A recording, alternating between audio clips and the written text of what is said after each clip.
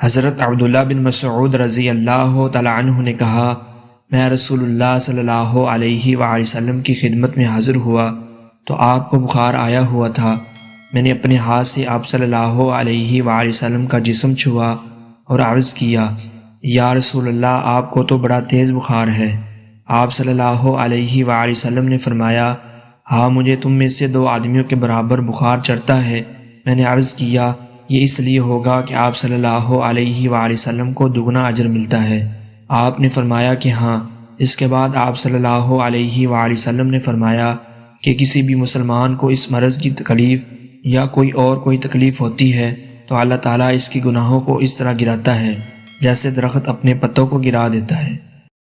حضرت ابن عباس رضی اللہ تعالیٰ عنہ نے کہا، تمہیں میں ایک جنتی عورت نہ دکھا دوں؟ میں نے عرض کیا کہ ضرور دکھائیں۔ کہا کہ ایک سہ عورت نبی کریم صلی اللہ علیہ وآلہ وسلم کی خدمت میں آئی اور کہا کہ مجھے مرگی آتی ہے اور اس کی وجہ سے میرا سطر کھل جاتا ہے، میرے لیے اللہ تعالیٰ سے دعا کر دیجئے۔ آپ صلی اللہ علیہ وآلہ وسلم نے فرمایا، اگر تو چاہے تو صبر کر، تجھے جنت ملے گی، اور اگر چاہے تو میں تیرے لیے اللہ سے اس مرض سے نجات کی دعا کر دوں۔ اس نے عرض کیا کہ میں صبر کروں گی۔ پھر اس نے عرض کیا کہ مرگی کے وقت میرا سطر کھل جاتا ہے۔ آپ صلی اللہ علیہ وآلہ وسلم اللہ تعالیٰ سے اس کی دعا کر دیں کہ سطر نہ کھلا کرے۔ آپ صلی اللہ علیہ وآلہ وسلم نے اس کے لیے دعا فرمائی۔